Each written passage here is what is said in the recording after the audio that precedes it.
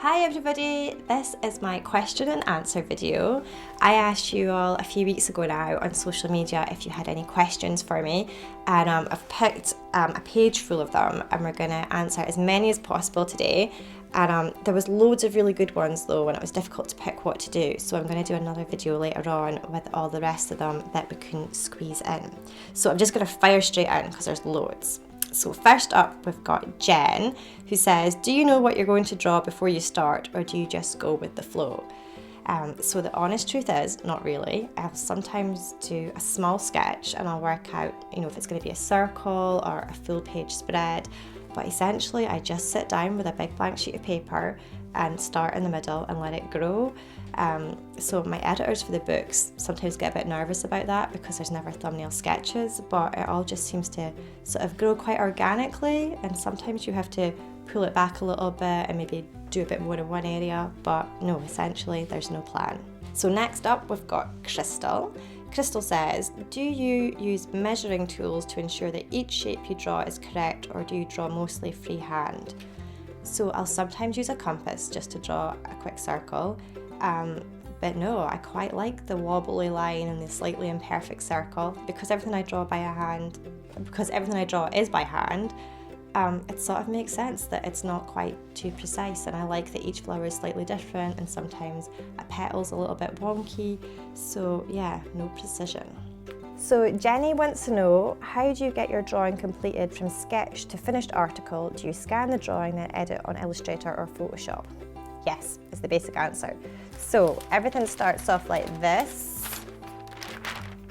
which is like a pencil sketch. So this is the artwork all just drawn out in pencil. And then I put a new sheet of paper over the top and redraw in ink, which looks like this. Ta-da! I used to draw in ink straight over the pencil, but it makes it really smudgy. So with layout paper, it's quite thin, you can layer it up. Then I scan it into Illustrator, I don't scan it into Illustrator, I scan it into Photoshop, and I just use that to sort of tweak any little bits. So maybe if it's been too big to do in one sheet of paper, I'll cut and paste it back together in Photoshop.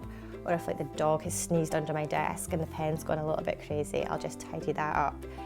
But essentially the computer is just for tidying things up at the end and making images ready to email to my editors and clients. I don't draw on the computer at all. So that's that. Catherine wants to know, do you have a favourite image among everything you've created so far? Yes, this one. So this is the very first picture I ever drew in this style, and I did this in my final year of art school, and it's the artwork for Crazy Botanic. And it was the first drawing that I did in black and white, and it's actually loads of different pens all cut together, and I did some bits on different sheets of paper and then cut it out and stuck it down, and it actually started off as a square and then became a circle. But yeah, this is the drawing that sort of started everything off. Bonnie has asked, would you do a colour palette guide, like a guide to which colours work and which don't with each other? And would you do colour by numbers? No. So essentially, I think it's totally up to you to do the colours, and there's not a right and a wrong way. And even if I did imagine the colours, who's to say that you couldn't come up with a better colour palette? So I think it's totally up to you. If you want to make things neon or, like different shades of pink, it's totally up to you. And yeah, it's not really my place to dictate the colours. I like seeing what everyone else comes up with. Amber says, do you ever sit and colour your own work, or anyone else's for that matter? And honestly, no, I don't do that much colouring, just because I'm always drawing the pictures. And also, I think of the colouring books as a collaboration. So I draw the artwork and you guys bring the colour. And I kind of feel that if we switched roles, the universe might implode. So I like that we each have our own little jobs within this collaboration. And yeah, I like to leave you guys to do the colouring. I do sometimes test out different pens and pencils, and obviously the different paper weights that we print on. So when I colour in, it's more of a testing procedure as opposed to sitting down and making a big colourful creation. Ben has said, can you talk to your publisher and have the pictures on one side of the page for us that like to use marker? I don't always get to colour all of the pictures because it bleeds through sometimes. Ben, ta-da! So this is the artist's edition. This is brand new. There are 20 pages from Secret Garden, printed onto thick card, larger format, and only printed on one side. So the idea is that you can colour these in, and then afterwards they've got like a really nice binding where you can pull them out. So it's colour and then pull out and keep. So you can frame them or give them away to people, but you need to look out for this artist edition. There is one planned for Enchanted Forest and Lost Ocean. We're working on those now, but we do hear you. And also, if you are struggling with pens and markers, I always say go with colouring pencils. Not everyone is going to have a hand pressure that allows you to use pens, so pencils are a really good option. Michelle says, my biggest question is, may I post my colouring efforts on my Facebook page without infringing upon your copyright? Yes, you can. So more than happy for you to do that. In fact, I love seeing that. If you're going to post your images, pop them on your Facebook page, pop them on social media, but also share them on the colouring gallery on my website. So I'll put a link to that in the YouTube description thing. But yeah, I love seeing what you create, and that's absolutely fine. Also fine is when you use the artwork in your own personal craft projects. So I get sent pictures of people that have used it in embroidery or in their ceramics. Somebody had a huge tattoo done. That's all ace, and I love seeing it. The only thing my publishers don't like so much is commercial projects, so you can't do that. So don't go selling your plates that you make. But if you make one for your nan, bingo, we love to see them. So Toffee says, good name, do you plan to create something else apart from books, calendars, mini books, postcards, stickers, etc., etc.?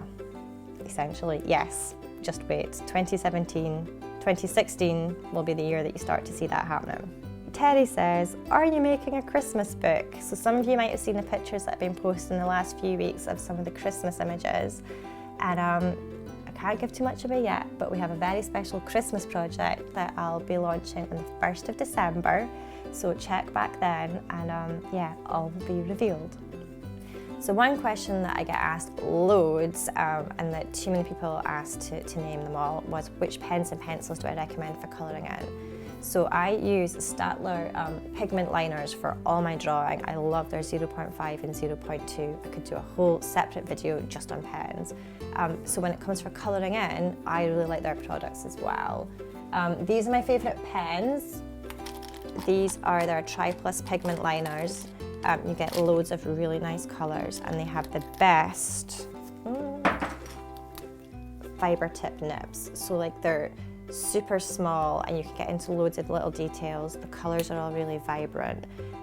But if you are leaning too hard or you're finding that the ink's going through your page, which can happen, you're better to switch over to colouring pencils. Staedtler do the Norris range, which look really retro, like the pencils that you used to have at school. I really like these ones because you can sharpen them to a really good point, and again, getting them to all the details.